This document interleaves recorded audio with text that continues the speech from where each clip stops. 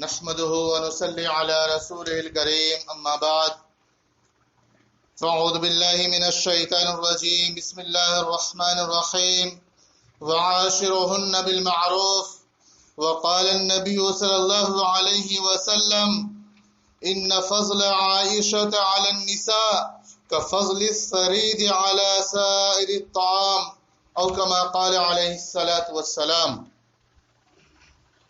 محترم سامعین، رسول اللہ صلی اللہ علیہ وسلم کی زندگی کو رسول اللہ صلی اللہ علیہ وسلم نے ہمارے لیے نمونہ بنایا ہے۔ آپ کی زندگی جس طرح عبادات اور معاملات میں نمونہ ہے، اسی طرح ازدواجی زندگی کے بارے میں بھی نمونہ ہے۔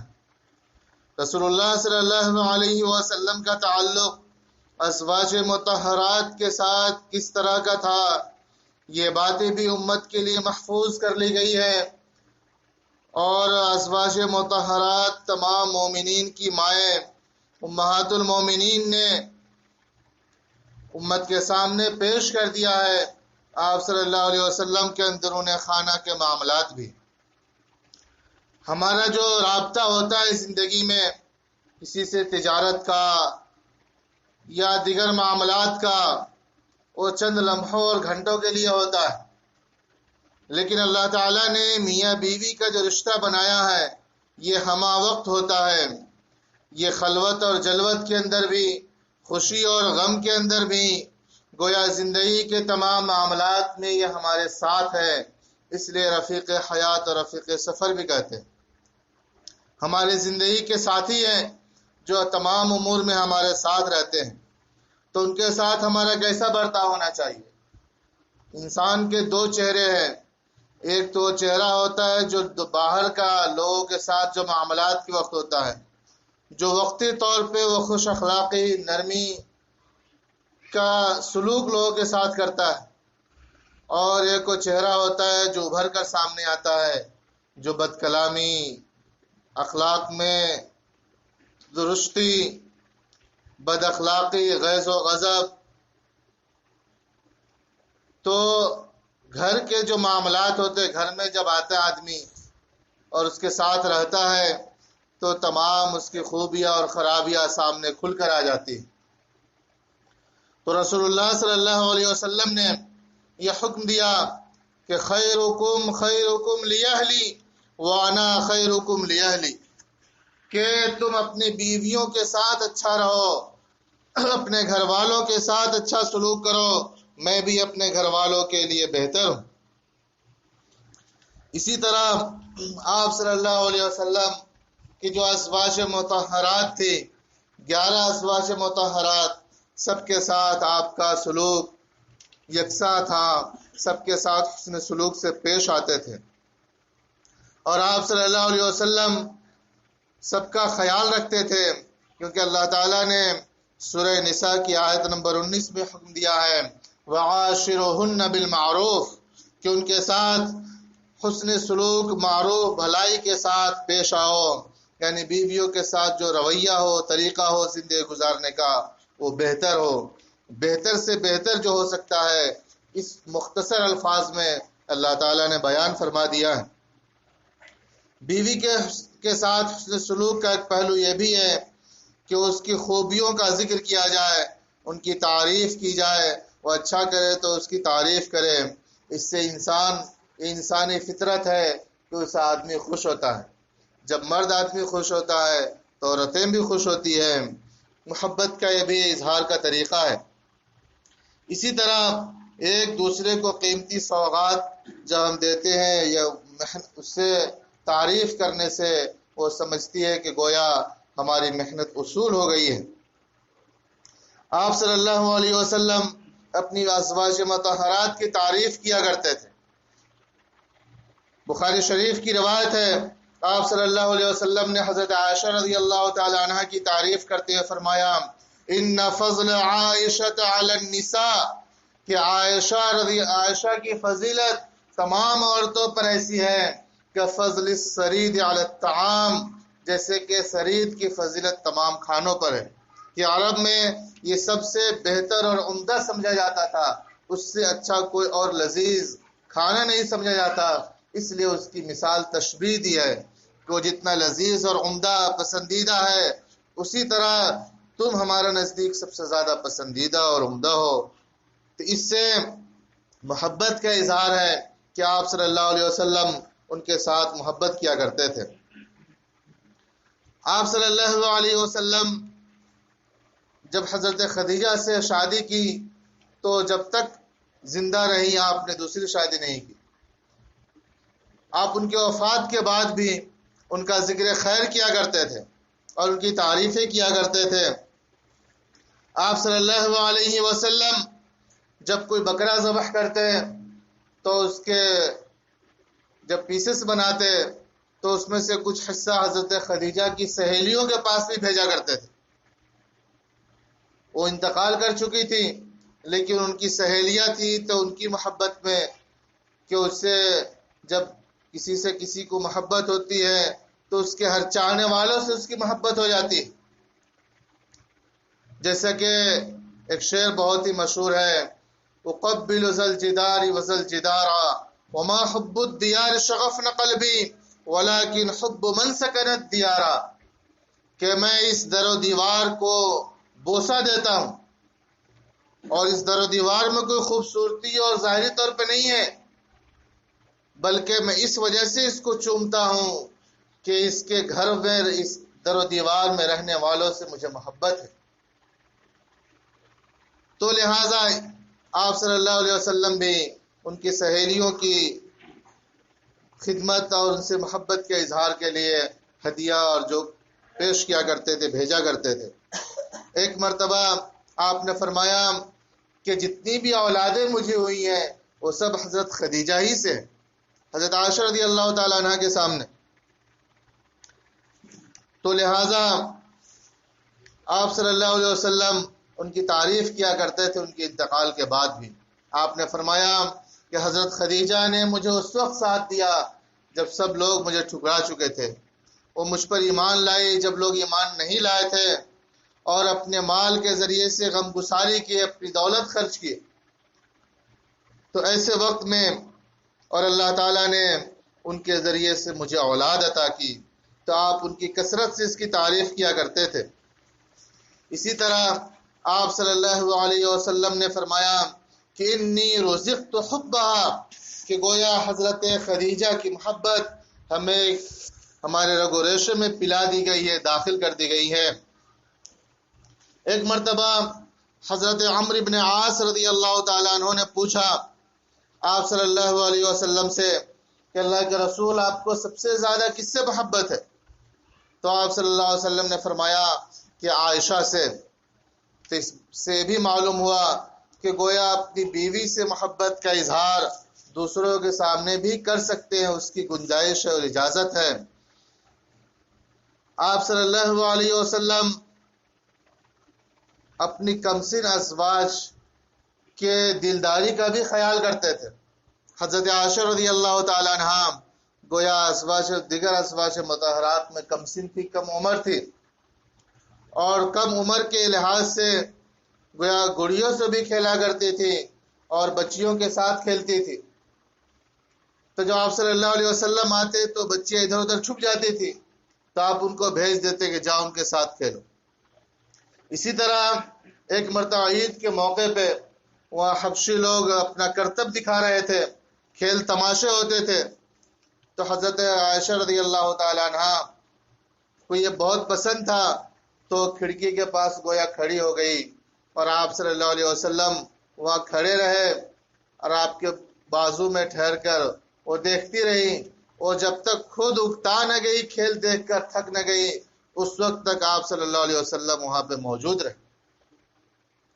اسی طرح حضرت عائشہ رضی اللہ تعالیٰ عنہ ہی کے بارے میں ہے کہ آپ سفر میں تھے ایک مرتبہ تو آپ کا دوڑ کا مقابلہ ہوا، حضرت عائشہ اور حضور صلی اللہ علیہ وسلم میں ریس لگی، کون تیز دوڑتا کون آگے بھاگ جاتا، تو اس ریس میں حضرت عائشہ جیت گئی۔ پھر ایک دوسرے سفر کا واقعہ ہے کہ ایک مرتبہ اور اسی طرح کا مقابلہ ہوا کچھ سالوں کے بعد، تو اس مقابلے میں حضور صلی اللہ علیہ وسلم آگے بڑھ گئے، جیت گئے۔ تو آپ نے فرمایا کہ اس کا برابر ہو گیا یہ، جو پہلے ایک مرتبہ تم جیت گئی تھی، اس مرتبہ میں جیت گیا. تو یہ ایسا سلوک آپ صلی اللہ علیہ وسلم اپنی بیویوں کی خاطر تواضع کے لیے کیا کرتے تھے. اور آپ صلی اللہ علیہ وسلم نے ایک مرتبہ صدقے کی فضیلت بیان کرتے ہوئے فرمایا کہ انک لن تنفقه نفقۃ الا اجرت علیہا حتی اللقمۃ ترفعها الى فمراتک، کہ جو بھی صدقہ کرتے ہیں اس پہ اجر دیا جاتا ہے، یہاں تک کہ یہ بھی کہ تم اپنی بیوی کے منہ میں لقمہ ڈالو، ایک نوالا اس کے منہ میں ڈالے، وہ بھی ایک صدقہ کا ثواب ملتا ہے. ہم اپنی اولاد پہ، اپنے ازواج پہ خرچ کرنے کو صدقہ نہیں سمجھتے، ثواب نہیں سمجھتے، لیکن آپ صلی اللہ علیہ وسلم نے فرمایا کہ یہ بھی ایک ثواب ہے، اس میں بھی اجر ملتا ہے، اس پہ بھی نیکیاں لکھی جاتی ہے، لیکن شرط یہ کہ ہم نیت ثواب کی کریں تو اس پہ اجر ملے گا. اس میں کتنا لطیف اشارہ ہے کہ گویا شوہر اپنی بیوی کو خود اپنے ہاتھ سے بھی کھلائے تو ایک تو غذائیت اور ایک محبت کا اس میں اظہار ہے. آپ صلی اللہ علیہ وسلم عید کے موقع پر آپ گھر میں تھے، حضرت عائشہ رضی اللہ تعالیٰ عنہ کھیل رہی تھی، اسی بیچ میں حضرت ابوبکر صدیق رضی اللہ تعالیٰ عنہ آئے اور انہوں نے ناراضگی کا اظہار کیا تو آپ صلی اللہ علیہ وسلم نے انہیں منع فرمایا. آپ کی ازواج میں حضرت صفیہ رضی اللہ تعالیٰ عنہ تھی، ان کا قد ذرا چھوٹا تھا، تو جب اونٹ پہ سوار ہوتی تو آپ صلی اللہ علیہ وسلم اپنا گھٹنا ان کے سامنے رکھ دیتے، آپ کے گھٹنے پر سب چڑھ کر اس کے بعد اونٹ پر سوار ہوا کرتی تھی. بخاری شریفی کی روایت ہے کتاب المغازی کی، آپ صلی اللہ علیہ وسلم کا ارشاد ہے کہ ثم یجلس عند بعیرہ فیضع رکبتہ فتضع صفیۃ رجلها علی رکبتہ، کہ صفیہ رضی اللہ عنہ اپنے گھٹنے، اپنے پیر کو آپ کے رکبہ نے گھٹنے پر رکھ دیا کرتی تھی، اس کے بعد اونٹ پر سوار ہوتی. اسی طرح ایک مرتبہ ازواج مطہرات اونٹ پہ سوار تھی اور انجشا جو اس اونٹ کا ہانک رہے تھے، لے جا رہے تھے، تو کچھ ایسے نظم پڑھ رہے تھے جس سے اونٹ تیزی کے ساتھ چل رہا تھا دوڑنے کی طرح. تو آپ صلی اللہ علیہ وسلم نے فرمایا یا انجشا رویدک یا انجشا سوقک بالقواریر، کہ اے انجشا ذرا آہستہ آہستہ چلو کیونکہ اس میں آپ گینے ہیں. آپ صلی اللہ علیہ وسلم جب اعتکاف فرمایا کرتے تھے تو ایک دفعہ آپ کی ازواج مطہرات سے آپ سے ملنے کے لیے مسجد میں آئیں تو آپ صلی اللہ علیہ وسلم ملاقات کے بعد جب وہ جانے لگی تو آپ مسجد کے دروازے تک ان کو رخصت کرنے کے لیے. آپ صلی اللہ علیہ وسلم اپنے ازواج مطہرات کے ساتھ اس طرح رہا کرتے تھے کہ ان کو بھی ناز و نخرے کے اظہار کا موقع دیتے، وہ بھی آپ پہ کبھی ناراض ہو جایا کرتی تھی. جب وہ ناراض ہو جاتی تھی تو آپ صلی اللہ علیہ وسلم ان کے لیے دعا کرتے، اللہم اغفر لہا ذنبہا واذہب غیظ قلبہا واعذہا من الفتن، کہ اللہ تعالی آپ ان کے گناہوں کو بخش دے، ان کے دل سے غصے کو دور کر دے اور ان کے فتنوں سے محفوظ فرما.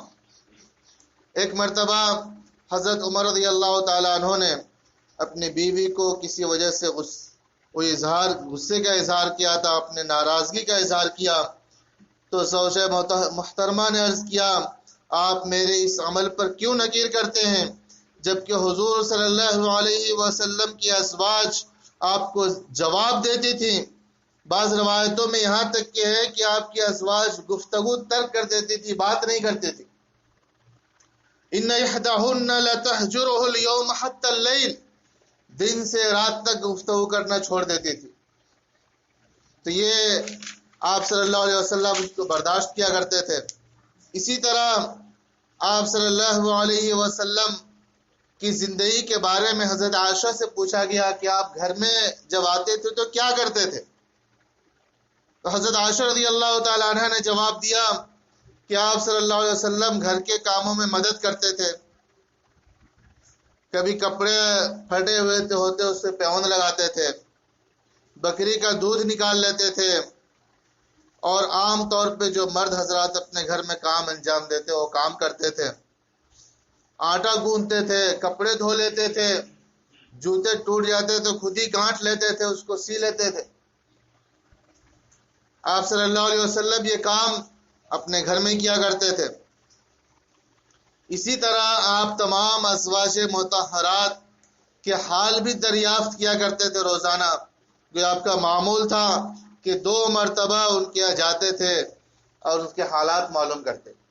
ایک تو آپ کا معمول تھا عصر کے بعد کہ تمام ازواج مطہرات کے پاس جاتے اور سب کے پاس حال دریافت کرتے، اپنی محبت کا اظہار فرماتے. حدیث میں ابو داؤد کی روایت ہے، وَهُوَ يَطُوفُ عَلَى نِسَائِهِ فَيَدْنُو مِنْ أَهْلِهِ فَيَضَعُ يَدَهُ وَيُقَبِّلُ كُلَّ امْرَأَةٍ مِنْ نِسَائِهِ حَتَّى يَأْتِي عَلَى آخِرِهِنَّ فَإِنْ كَانَ يَوْمُهَا قَادَ عِنْدَهَا.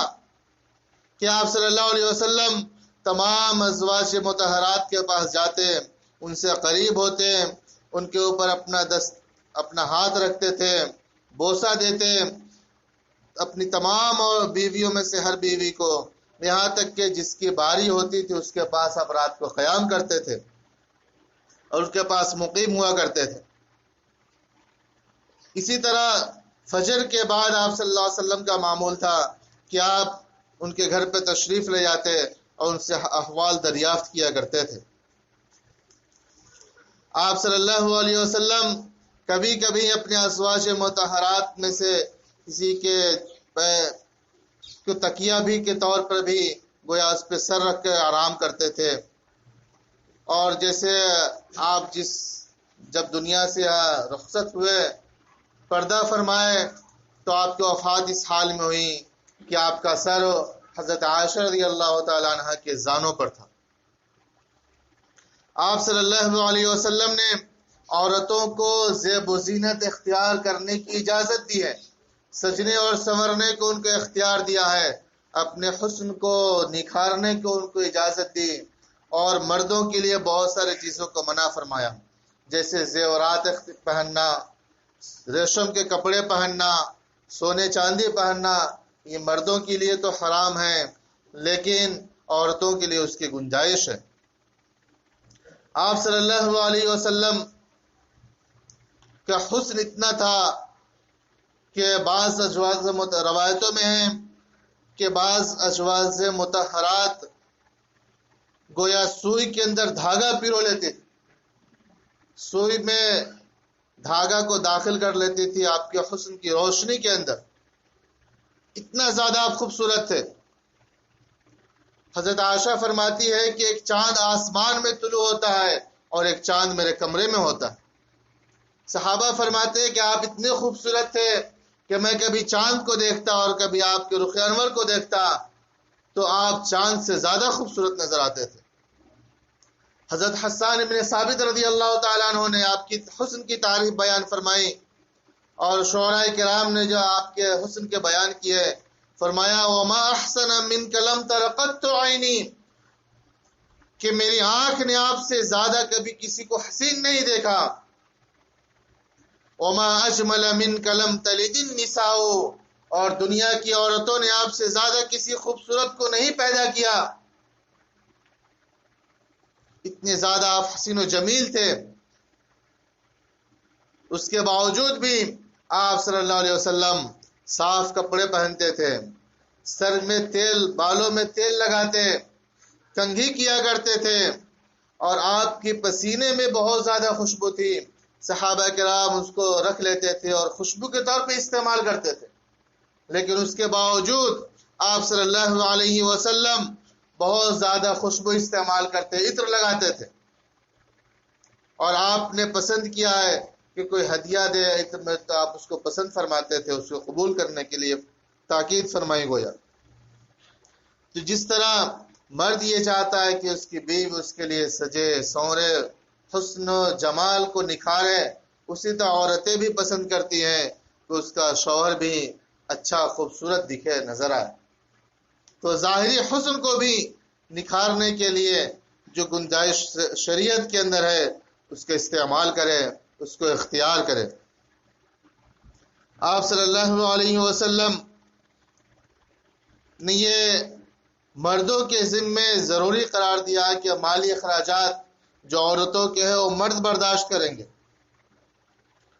اور آپ صلی اللہ علیہ وسلم نے فرمایا کہ بہترین صدقہ وہ ہے جو تم اپنے اہل و عیال پر خرچ کرتے ہو.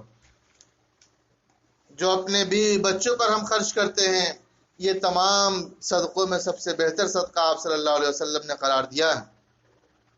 آپ صلی اللہ علیہ وسلم اپنے ازواج مطہرات سے بعض امور میں مشورہ لیا کرتے تھے، اور بعض دفعہ آپ نے ان کے مشورے پر عمل بھی کیا ہے.